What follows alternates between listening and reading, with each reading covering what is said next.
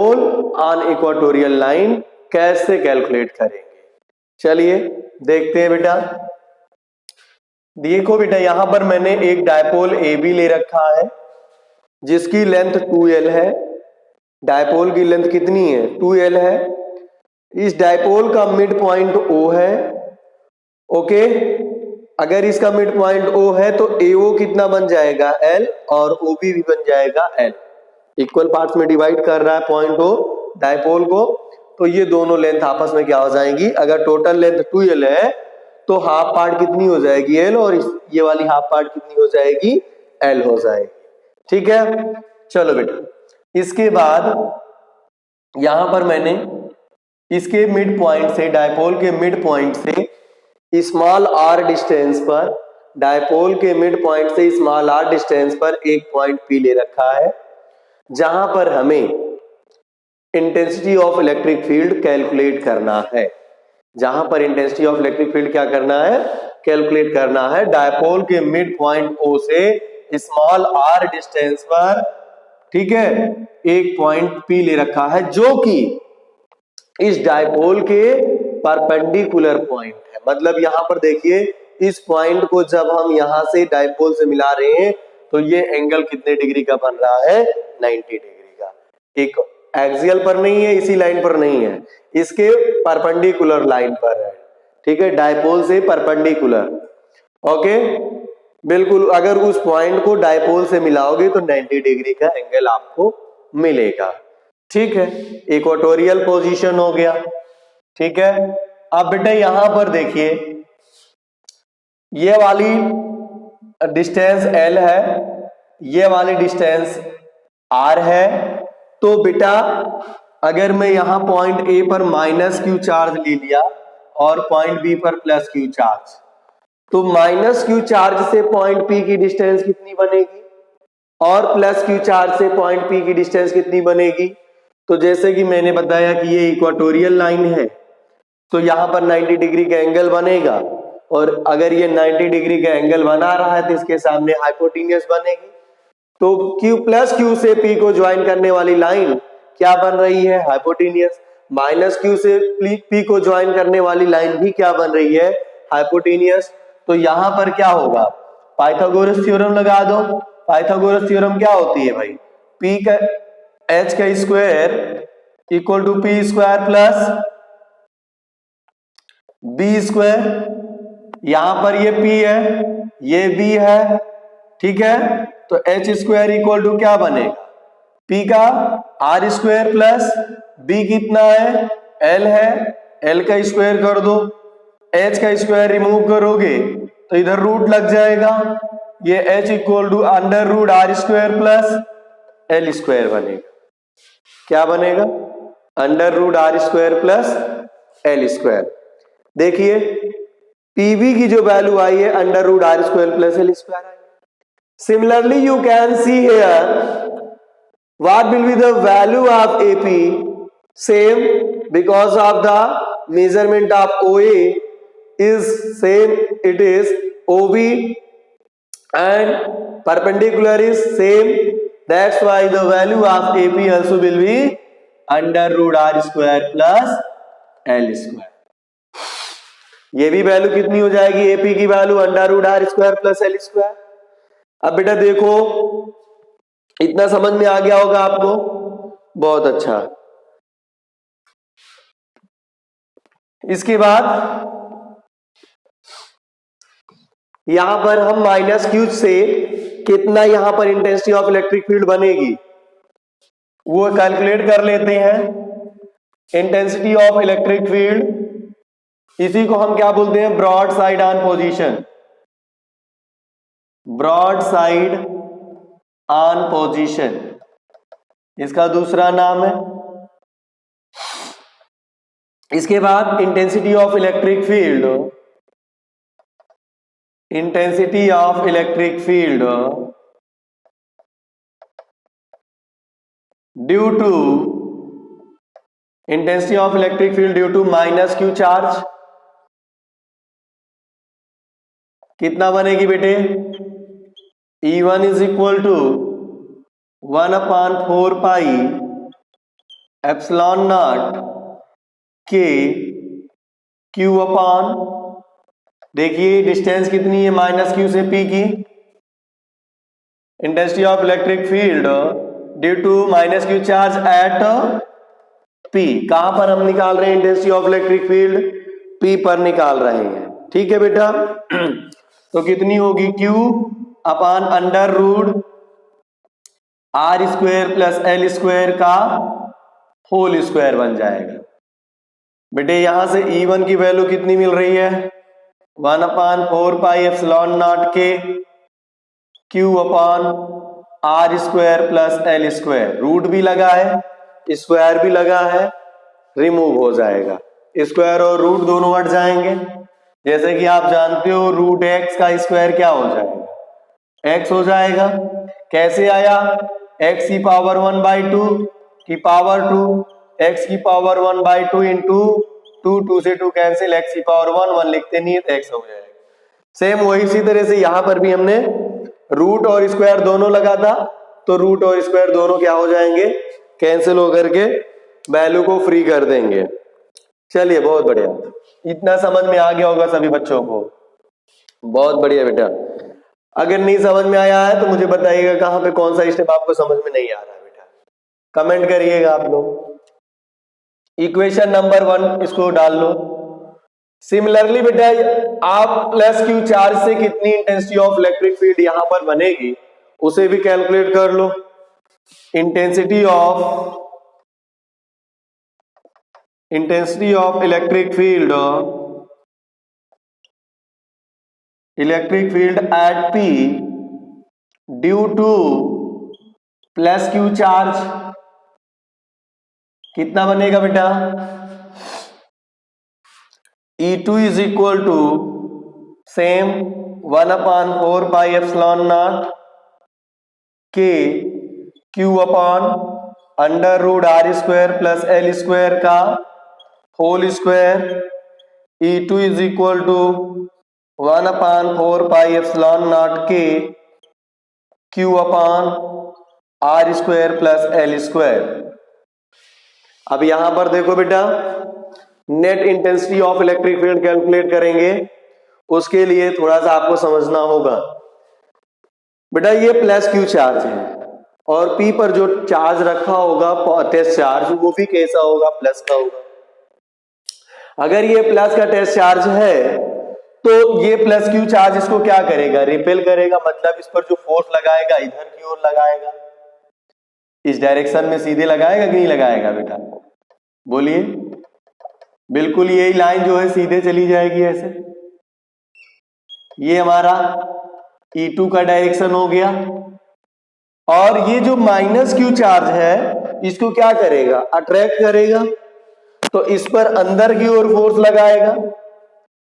कल मैंने ये बताया था अपनी इसकी पहले वाली वीडियो में कि जो फोर्स की डायरेक्शन होगी, जो इलेक्ट्रिक फोर्स की डायरेक्शन होगी, वही हमारे इलेक्ट्रिक फील्ड की भी डायरेक्शन होगी। तो यहां पर फोर्स की डायरेक्शन, ये माइनस क्यू चार्ज क्या करेगा? इसको अट्रैक्ट करेगा, तो फोर्स की डायरेक्शन इधर की ओर होगी।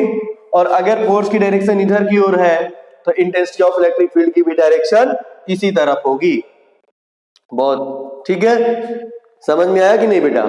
चलो अब देखो बेटा, इंटेंसिटी ऑफ इलेक्ट्रिक फील्ड एक नीचे की ओर है और एक intensity of electric field E2 इधर की ओर है। हमने क्या किया?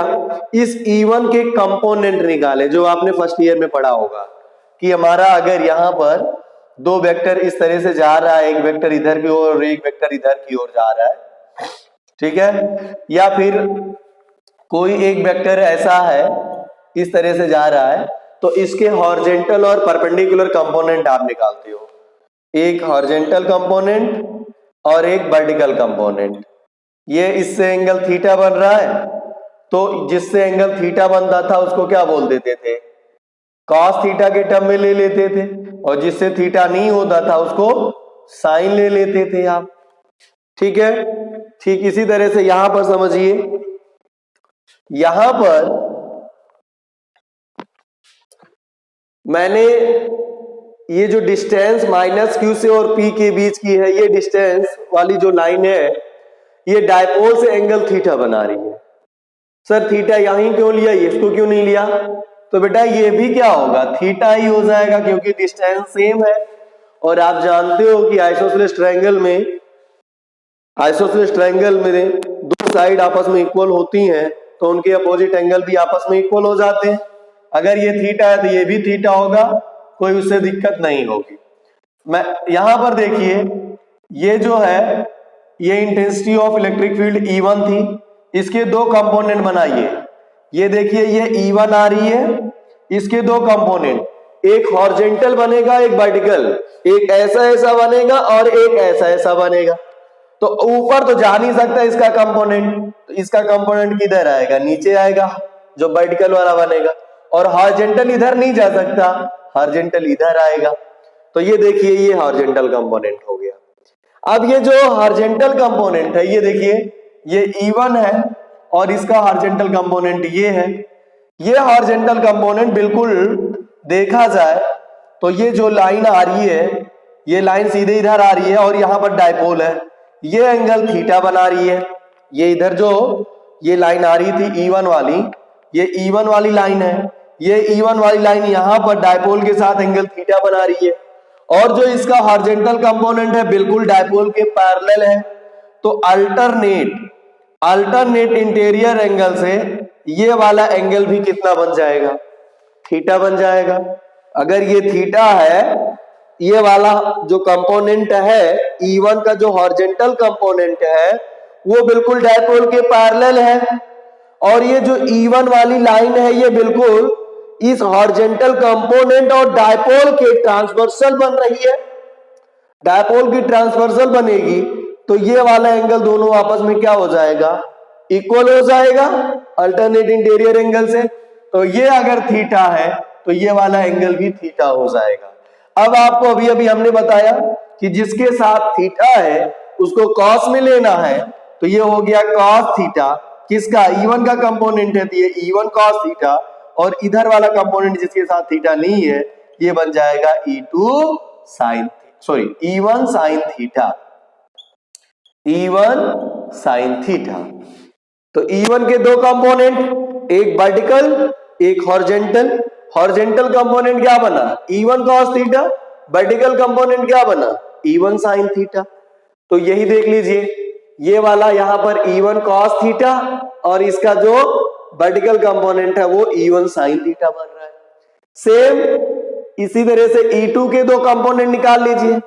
E2 हमारा उधर की ओर जा रहा है, तो E2 के दो कंपोनेंट कैसे बनेंगे, देखिए ये रहा E2 ऐसे जा रहा है, इसके दो कंपोनेंट, एक वर्टिकल, नीचे तो जाएगा नहीं वर्टिकल ऊपर जाएगा, इस केस में ऊपर जाएगा।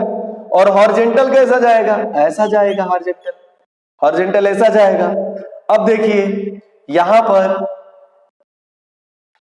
पर देख लीजिए, अगर इस लाइन को थोड़ा सा आगे बढ़ा दिया जाए, ये लाइन थोड़ी सी आगे बढ़ा दिया जाए, ठीक है, तो ये पैरेलल हो गई, और इसकी ये जो है ये वाली लाइन क्या बन रही है, ट्रांसवर्सल बन रही है।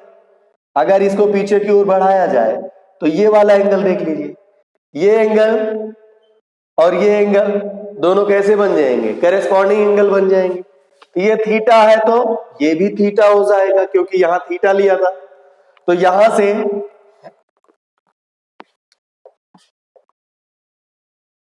यहां से इसका जो कंपोनेंट बना, एक तो ऊपर की ओर दूसरा इधर की ओर, इस वाले पे एंगल थीटा बन रहा है तो ये वाला बन जाएगा E2 cos थीटा, ये E2 था, और ये वाला जिसके साथ थीटा नहीं है ये बन जाएगा E2 sin थीटा। देख लीजिए E2 sin थीटा ऊपर, ये वाला एंगल भी हमारा क्या बन जाएगा, थीटा बन जाएगा। इसके अकॉर्डिंग ये थीटा है तो ये भी थीटा, ये थीटा है तो करेस्पॉन्डिंग एंगल से ये भी हमारा क्या बन जाएगा, थीटा बन जाएगा। ठीक है ना, चलो तो यहां से ये कंसेप्ट आपको मुझे लगता है समझ में आ गया होगा। अगर कहीं पर कोई प्रॉब्लम हो रही है तो आप मुझे कमेंट करके बताइएगा बेटा कि कौन सा स्टेप आपको समझ में नहीं आ रहा है। जो आपको समझ में नहीं आएगा मुझे बताइएगा, या फिर मुझे इस नंबर पर आप मैसेज भी कर सकती हो।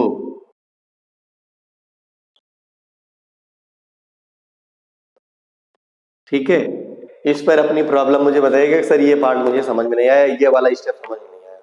चलो बहुत बढ़िया, अब आगे बढ़ते हैं। आप समझ गए होंगे, अब इसके आगे की प्रोसेस समझिए। देखो E2 साइन थीटा और E1 साइन थीटा दोनों एक दूसरे के क्या है, अपोजिट है, और E1 और E2 का मैग्नीट्यूड देखिए सेम दिख रहा है। E1 1/4πε0 q/r² + l², E2 1/4πε0 q/r² + l²। दोनों का मैग्नीट्यूड भी सेम है, दोनों का मैग्नीट्यूड सेम है, और ये दोनों एक दूसरे के अपोजिट है। तो क्या होगा, ये एक दूसरे को क्या करेंगे, कैंसिल कर देंगे, और इनके कारण जो net intensity of electric field point P पर बनेगी वो 0 हो जाएगी। तो यहां पर ये लाइन लिखना है, E1 sine theta and E2 sine theta are equal and opposite, therefore they cancel to each other। वो एक दूसरे को क्या करेंगे, कैंसिल कर देते हैं। hence net intensity of electric field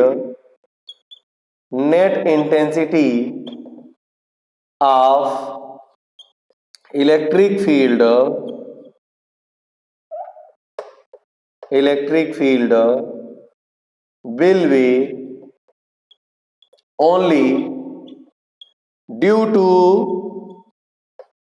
E1 cos theta and E2 cos theta। क्यों, क्योंकि दोनों E1 cos थीटा और E2 cos थीटा दोनों एक ही डायरेक्शन में, इसलिए ये दोनों क्या हो जाएंगे, ऐड हो जाएंगे। जबकि E1 sin थीटा और E2 cos sin theta equal है, E1 और E2 देखिए यहां पर ये दोनों इक्वल है, इनका मैग्नीट्यूड इक्वल दिख रहा है, और यहां पर ये एक दूसरे के अपोजिट है, जिसकी वजह से ये एक दूसरे को क्या करेंगे, कैंसिल कर देंगे। ठीक है, इनका लाइन ऑफ एक्शन भी सेम है, इसलिए एक दूसरे को क्या करेंगे, ये कैंसिल कर देंगे, और net intensity of electric field P पर जो बनेगी वो सिर्फ और सिर्फ किसके कारण बनेगी, E1 cos थीटा और E2 cos थीटा के कारण बनेगी। चलो भाई, अब हम net intensity of electric field calculate करते हैं। ठीक है, ये बेटा अगर आप लोगों को समझ आ गया है तो इसको आप नोट डाउन कर लीजिएगा, और या फिर स्क्रीनशॉट लेकर के अपने पास रख लीजिएगा, बाद में नोट कर लीजिएगा। ये मैं इसको इस वाले पार्ट को हटा दे रहा हूं, याद रखिएगा E1 cos थीटा, E1 और E2 की वैल्यू सेम है, 1/4πε0 q/r² + l²। अब इसके बाद हम net intensity of electric field निकालेंगे यहां पर।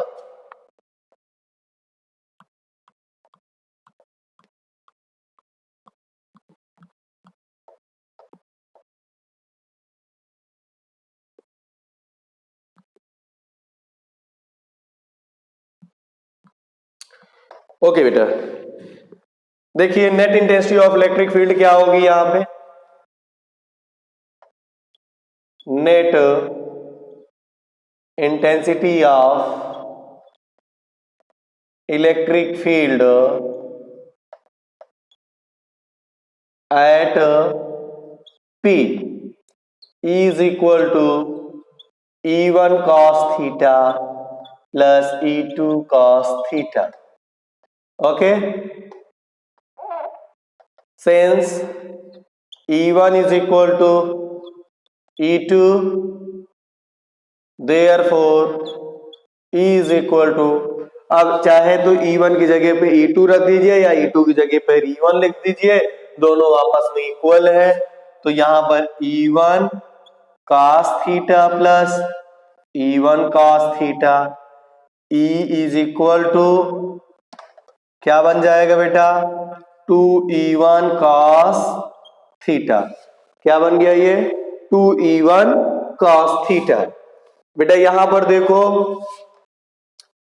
E1 की वैल्यू पीछे से अभी हमने बताया था कितनी थी, यहां पर रख दीजिए 2 इंटू 1/4 पाई एप्सिलॉन नॉट के Q upon R square plus L square और साथ में है cos थीटा। यहां से कोई ट्रायंगल ले लीजिए, चाहे APO ले लीजिए, चाहे BOP ले लीजिए, चाहे ये ट्रायंगल ले लो, चाहे ये ट्रायंगल ले लो। यहां से cos थीटा की वैल्यू निकालो। In triangle PAO cos theta equal to, theta ये है, थीटा के सामने परपेंडिकुलर, और ये वाला हमारा क्या बन जाएगा, हाइपोटेनियस। तो ये वाला क्या बनेगा, बेस बनेगा। थीटा के सामने परपेंडिकुलर, 90 के सामने हाइपोटेनियस, और जो बची हुई साइड है ये क्या बन जाएगी, बेस बन जाएगी। और cos की वैल्यू क्या होती है, बेस अपॉन हाइपोटेनियस। क्या होगी, बेस अपॉन हाइपोटेनियस। तो बेटा यहां पर क्या होगा, बेस क्या है, L है, हाइपोटेनियस क्या बन रही है 90 के सामने, ये है, क्या है ये, under root R square plus L square, under root R square plus L square आ जाएगा। ये cos थीटा की वैल्यू यहां पर पुट कर दो तो आपको क्या मिलेगा,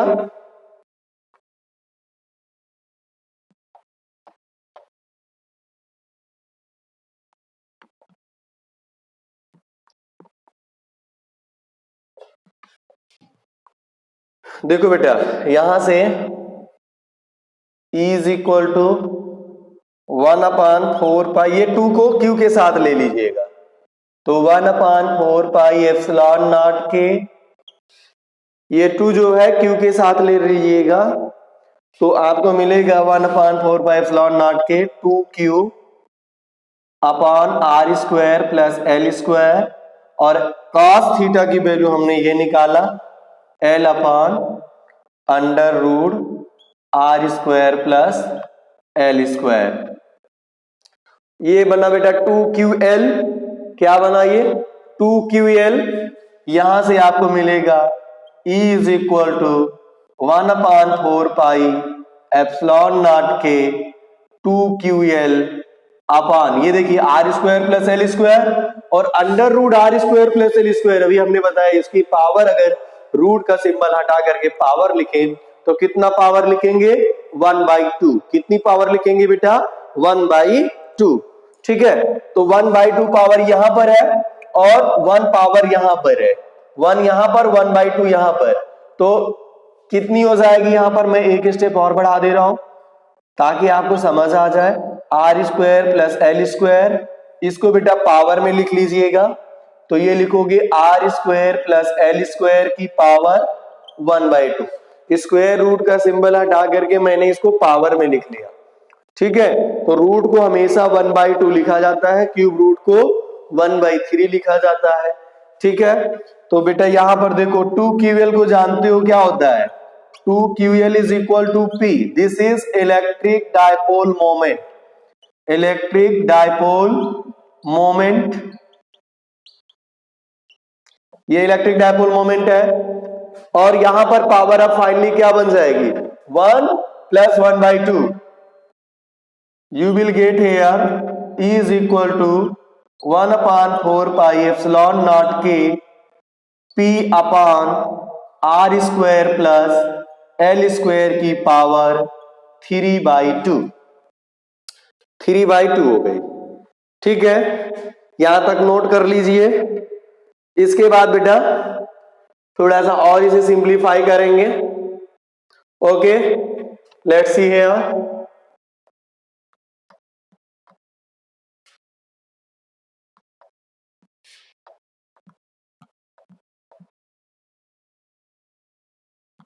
ओके, देखो बच्चे E is equal to 1/4 pi epsilon naught के P अपॉन, यहां पर कंडीशन लगा दो if r is much greater than l, then on neglecting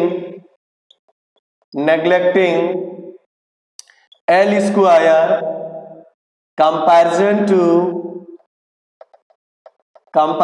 to r square, therefore E is equal to 1/4 pi epsilon not के P अपान, ये neglect कर दिया हमने इसको, ठीक है। सिर्फ क्या बच रहा है, आर स्क्वायर की पावर 3/2, आर स्क्वायर की पावर 3/2, पावर ये ब्रैकेट हटाओगे तो मल्टीप्लाई लग जाएगा, और E is equal to 1/4 pi epsilon naught के P upon R square into 3/2, 2 से 2 कैंसिल, तो E इक्वल टू आपको मिला 1/4 पाई एप्सिलॉन नॉट के P अपान आर क्यूब, कितना मिल जाएगा, P upon R cube. This is the intensity of electric field due to dipole on equatorial position, or you can say broadside on position। Clear बेटे, अब इस intensity of electric field की direction की बात कर लेते हैं कि इसकी डायरेक्शन क्या होगी।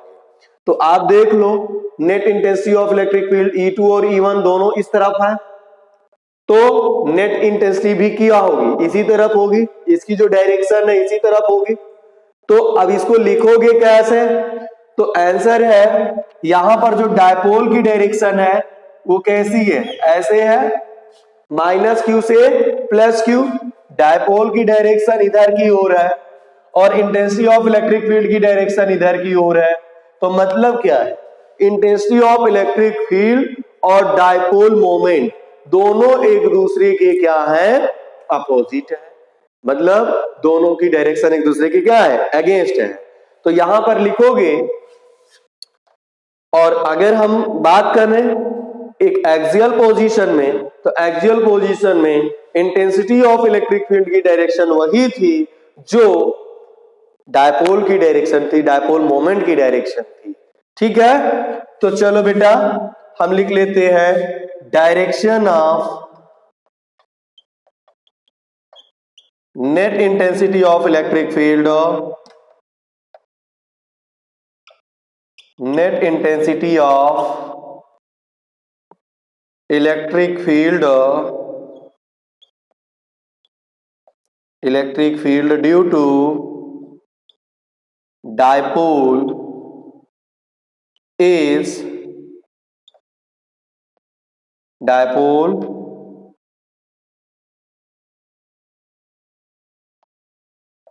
at equatorial position